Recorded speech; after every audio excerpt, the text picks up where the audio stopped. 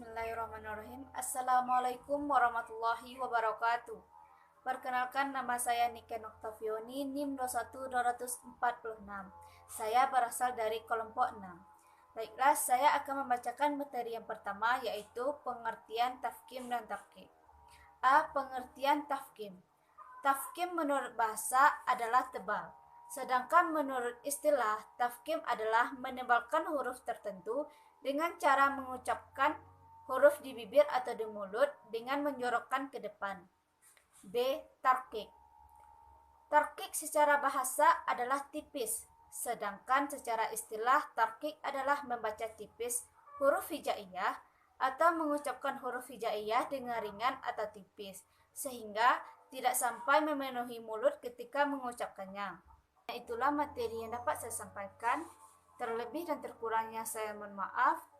Dan materi selanjutnya yang akan dibacakan oleh teman saya. Wassalamualaikum warahmatullahi wabarakatuh.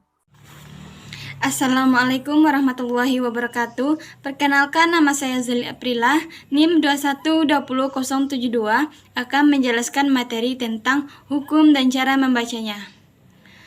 Hukum bacaan tafkim dan tarki merupakan cara membaca huruf hijaiyah secara tebal dan tipis. Hukum ini terbagi menjadi dua, yaitu hukum bacaan lam dan hukum bacaan ro. Di sini saya terlebih dahulu akan menjelaskan hukum bacaan lam.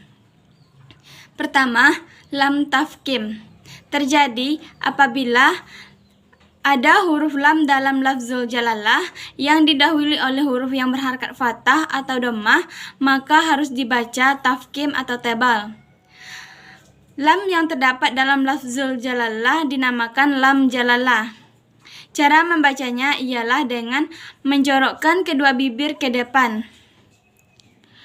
Yang kedua, lam tarki atau tipis. Huruf lam dibaca tarki ada dalam dua keadaan, yaitu apabila lam yang terdapat pada lafzul jalalah dan didahului oleh huruf yang berharakat kasrah, maka harus dibaca tarki atau tipis. Yang kedua, semua lam yang terdapat dalam lafaz selain lafzul jalalah. B. Hukum bacaan ro. 1. Ro tafkim dibaca tebal apabila memenuhi syarat-syarat sebagai berikut. A. Jika huruf ro berharakat fathah atau fathatain. Yang B. Jika huruf ro berharakat dhammah atau dhammatain. Yang C. Jika ro berharakat sukun jatuh sesudah huruf yang di fathah atau di dhammah. Yang D. Jika ro berharakat sukun didahului oleh huruf yang berharakat kasrah tetapi kasrahnya tidak asli dari kalimat itu. Yang E.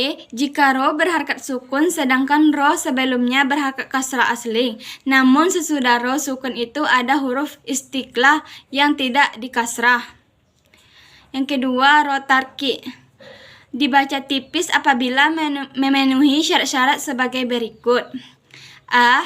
Jika ro berharakat kasrah atau kasratain. Yang B. Jika ro berharakat sukun dan huruf sebelumnya berharakat kasrah asli tetapi sesudah ro sukun bukan huruf istilah. Yang C. Jika ro diwakafkan dan huruf sebelumnya ya sukun. Yang D. Jika ro diwakafkan dan huruf sebelumnya dikasrah. 3.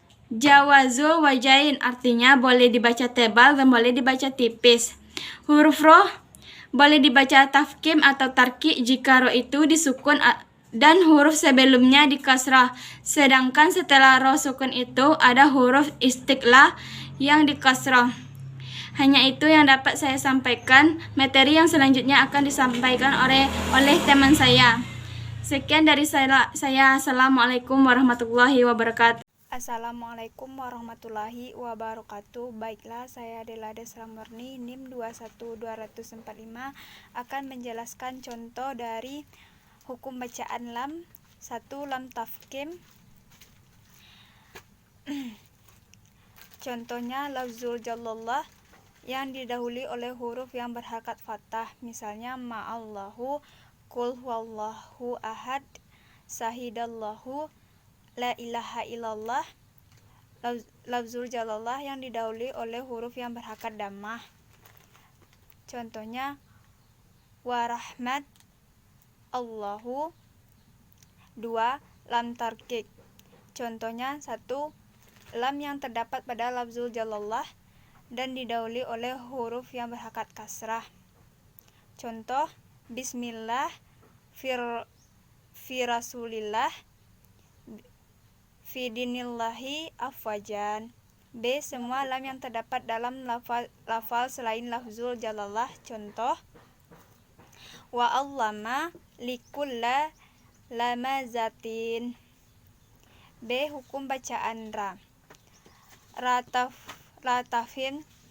Contohnya, rafatah, rabbakum, rabbal khalaki, ghufirallahu, alam tara. Rafatain, naran, khairan, zairan, saran. B. Jika ra berharokat damah atau damatin, contohnya radamah, ruzikuna, kafaru. Radamatin, ghafur, harun. C. Jika ra berharokat sukun jatuh sesudah yang difathah atau didamah, contohnya wa arsala, tarmihim, fa'asatna bihi, wanhar. Ra sukun sesudah huruf didamah, turhamun, mursalin, Quran. B.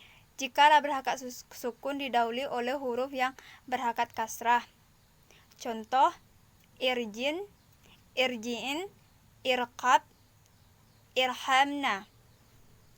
E. Jika ra berharokat sukun sedangkan huruf sebelumnya berharokat kasrah asli,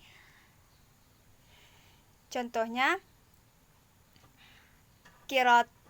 kirtasu, min kulla firqah. 2. Tarkik. A. Jika ra berharokat kasrah atau kasrain, contohnya ra kasrah, rami hakum, kasrain, lifi husrin. B. Jika ra berharokat sukun dan huruf sebelumnya berharokat kasrah, contoh fir'an, fabasrahu, wa andar bihi. C. Jika ra diwakafkan dan huruf sebelumnya ya sukun, ra wakaf, sayin, qadiran, wa huwas samiul habir. Jika ra diwakafkan dan huruf sebelumnya dikasrah, contohnya wala nasiran, huwal kafirau. 3. Jawazul wajhain. Contohnya min irdihi bihirdin. Hanya itu yang dapat saya sampaikan. Salah dan janggal saya mohon maaf. Wabillahi taufiq wa hidayah. Wassalamualaikum warahmatullahi wabarakatuh. Bismillahirrahmanirrahim. Assalamualaikum warahmatullahi wabarakatuh. Saya Zulfa Purnama dengan NIM 21253. Saya akan mempraktikkan tajwid lam tarkil. Contoh lam tarkil dalam surah Al-Imran ayat 70. Ya ahlal kitab lima takfuruna bi ayatillah wa antum tashhadun. Contoh lam ro tarkik dalam surah Ar-Rum ayat 12. Wa yu'ma taqumus sa'atu yublisu mujrimun. Contoh lam tafkim surah Al-Imran ayat 63.